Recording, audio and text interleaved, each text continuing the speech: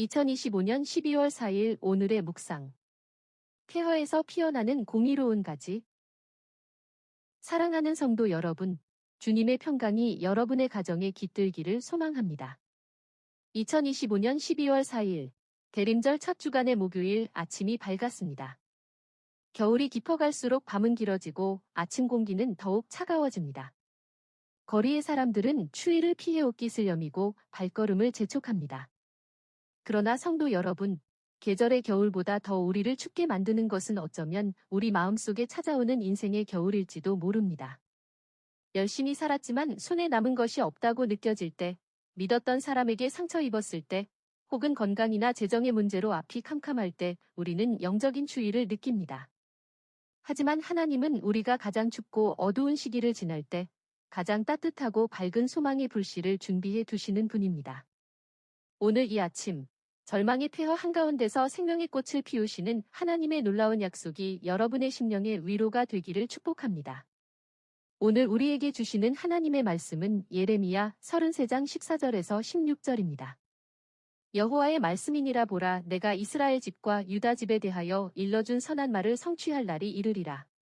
그날 그때에 내가 다윗에게서 한 공의로운 가지가 나게 하리니 그가 이 땅의 정의와 공의를 실행할 것이라. 그날에 유다가 구원을 받겠고 예루살렘이 안전히 살게 될 것이며 이 성은 여호와는 우리의 공이라는 이름을 얻으리라. 오늘 우리가 묵상할 말씀은 눈물의 선지자라 불리는 예레미야가 전한 하나님의 약속입니다. 이 말씀이 선포된 시점과 장소를 아는 것은 매우 중요합니다. 예레미야 33장 1절에 따르면 예레미야는 지금 시위대 뜰이라는 감옥에 갇혀 있는 상태입니다. 밖에서는 바벨론의 거대 군대가 예루살렘 성을 포위하고 맹렬히 공격하고 있었고 성 안에는 전염병과 기근이 돌아 시체들이 쌓여가고 있었습니다. 왕과 백성들은 공포에 질려 있었고 하나님의 심판은 피할 수 없는 현실이 되어가고 있었습니다. 모든 것이 끝났다고 생각되는 그 순간, 나라가 망해가는 그 절망의 한복판에서 하나님은 감옥에 있는 예레미야에게 찾아오셔서 놀라운 회복을 말씀하십니다. 보라, 내가 이스라엘 집과 유다 집에 대하여 일러준 선한 말을 성취할 날이 이르리라. 여기서 선한 말은 단순히 듣기 좋은 위로의 말이 아니라 하나님께서 태초부터 계획하신 구원의 확실한 약속을 의미합니다. 세상이 무너져도 하나님의 말씀은 무너지지 않음을 선포하시는 것입니다. 하나님께서는 회복의 징표로 한 가지 독특한 이미지를 보여주십니다. 바로 다윗에게서 한 공의로운 가지가 나게 하리라는 약속입니다. 여기서 가지에 해당하는 히브리어 원어는 체마흐입니다. 이 단어는 이미 다 자란 울창한 나무에 굵고 튼튼한 가지를 말하는 것이 아닙니다. 거대한 나무가 밑동까지 베어지고 남은 흉한 그루터기에서 보잘것없이 삐죽 솟아나는 아주 연하고 작은 새싹을 의미합니다. 당시 다윗 왕조는 거대한 백향목 같았으나 바벨론의 도끼에 찍혀 완전히 넘어가기 일보 직전이었습니다. 사람들은 이제 다윗의 가문은 끝났다, 희망은 잘려나갔다고 생각하며 절망했습니다. 그러나 하나님은 그 잘려나간 절망의 그루터기에서 생명의 싹이 돋아날 것이라고 말씀하십니다. 이것은 인간의 눈으로 볼 때는 너무나 연약해 보이지만 그 안에는 온 세상을 덮을 생명력이 담겨 있습니다. 이 체마흐가 바로 장차 오실 메시아, 예수 그리스도를 예표합니다. 유대인의 탈무드 마코트 편에는 아주 유명한 랍비 아키바의 일화가 나옵니다. 로마에 의해 예루살렘 성전이 처참하게 파괴된 후 랍비 아키바와 그의 동료 랍비들이 성전터가 내려다 보이는 곳에 이르렀습니다. 그들은 가장 거룩해야 할 지성소 자리에 여우 한 마리가 유유히 걸어 다니는 것을 보았습니다. 동료 랍비들은 옷을 찢으며 통곡했습니다. 거룩한 곳이 짐승의 놀이터가 되다니 이제 우리에겐 희망이 없다. 그런데 랍비 아키바는 홀로 웃고 있었습니다. 동료들이 화를 내며 어찌하여 이 비참한 상황에 웃느냐고 묻자 아키바는 이렇게 대답했습니다. 선지자 우리아는 시온은 바깥이 경작함이 될 것이라고 멸망을 예언했고 선지자 스가랴는 예루살렘 거리의 늙은 남녀가 다시 평화롭게 앉을 것이라고 회복을 예언했네. 오늘 내가 우리아의 파멸 예언이 문자 그대로 성취되어 여우가 다니는 것을 보았으니 스가랴의 회복 예언 또한 반드시 문자 그대로 성취될 것을 믿기에 웃는 것이네. 성도 여러분, 이것이 바로 믿음의 눈입니다.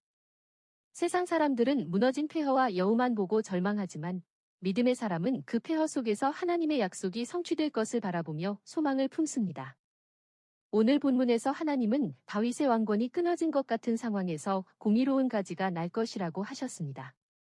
예수님은 화려한 왕궁에서 태어나지 않으셨습니다. 로마의 압제라는 어두운 시대, 베들레헴의 냄새나는 말구유라는 가장 낮은 그루터기에서 연한 순처럼 도단하셨습니다. 세상은 그분을 주목하지 않았고 밟으면 밟힐 것 같은 연약한 모습이었으나 그분은 온 인류를 구원할 생명의 나무가 되셨습니다. 대림절은 우리의 화려함을 자랑하는 시간이 아닙니다. 내 인생이 베어지고 남은 그루터기 같을지라도 그곳에서 새 일을 행하실 예수 그리스도라는 새싹을 바라보는 시간입니다. 하나님은 그 공의로운 가지의 이름을 여호와는 우리의 공이라고 부르게 될 것이라 말씀하십니다. 히브리어로는 야훼 치드케누입니다. 이 이름에는 깊은 역설이 담겨 있습니다. 당시 유다의 마지막 왕이었던 시드기야의 이름 뜻이 바로 여호와는 공의로우시다였습니다. 그러나 시드기야는 이름과 달리 불의했고 하나님을 거역하다가 두 눈이 뽑힌 채 바벨론으로 비참하게 끌려갔습니다. 인간 왕은 실패했습니다. 인간의 의로움은 누더기처럼 더러울 뿐입니다. 그래서 하나님은 인간의 혈통이나 능력이 아닌 하나님 친히 준비하신 참된 공의이신 예수 그리스도를 보내주신 것입니다. 우리는 우리 스스로 의로워질 수 없습니다.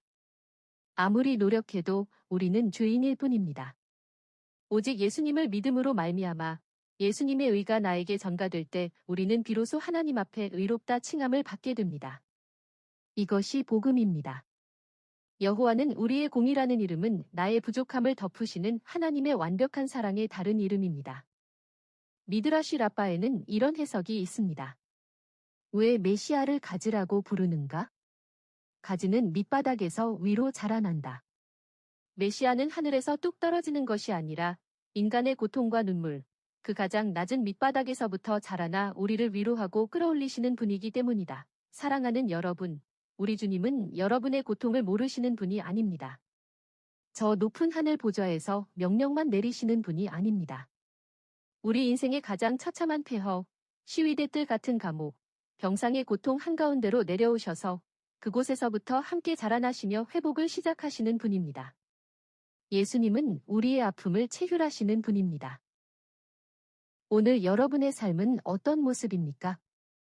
혹시 바벨론 군대에 포위된 예루살렘처럼 사방이 막혀 있습니까? 하던 일이 실패하여 잘려나간 나무처럼 그루터기만 남았다고 생각하십니까? 낙심하지 마십시오. 겨울 나무는 죽은 것처럼 보이지만 그 뿌리에는 생명이 있고 봄을 기다리는 싹을 품고 있습니다. 하나님은 여러분의 인생을 포기하지 않으셨습니다. 여러분이 실패라고 부르는 그 자리, 끝이라고 생각하는 그 폐허가 바로 하나님의 공의로운 가지가 돋아날 거룩한 땅입니다. 보라, 그날이 이르리라. 하나님의 약속은 반드시 성취됩니다. 나의 어떠함과 상관없이 하나님의 신실하심이 여러분을 다시 일으켜 세우실 것입니다. 대림절을 보내며 우리 안에 있는 절망의 잡초를 뽑아내고 소망의 가지를 심읍시다.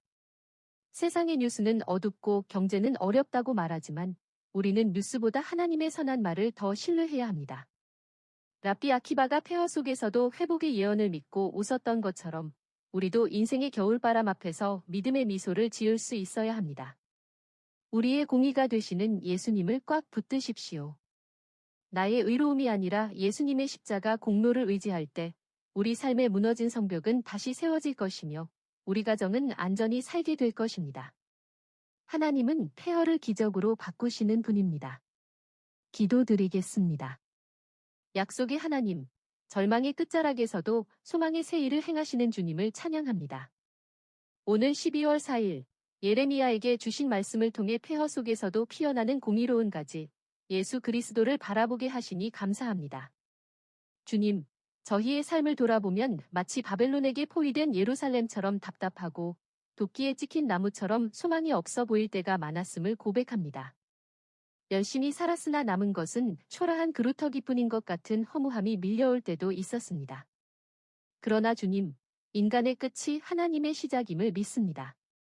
썩어가는 그루터기에서 생명의 싹을 틔우시는 체마후의 하나님, 오늘 저희의 무너진 마음과 가정, 일터 위에 생명의 싹이 돋아나게 하여 주시옵소서. 저희에게는 의로움이 없습니다. 시드기야처럼 이름만 그럴싸하고 속은 병든 저희를 불쌍히 여겨주시고 오직 여호와는 우리의 공의가 되시는 예수님의 의로 저희를 덮어 주시옵소서. 세상의 흉흉한 소식과 눈앞의 현실에 흔들리지 않게 하시고 랍비 아키바처럼 폐허 너머에 있는 하나님의 회복을 미리 보며 믿음으로 웃을 수 있는 담대함을 허락하여 주시옵소서. 이 겨울 저희의 심령에 오직 예수 그리스도의 푸른 가지가 자라나게 하실 것을 믿사오며 생명의 주 되시는 예수님의 이름으로 기도드립니다. 아멘.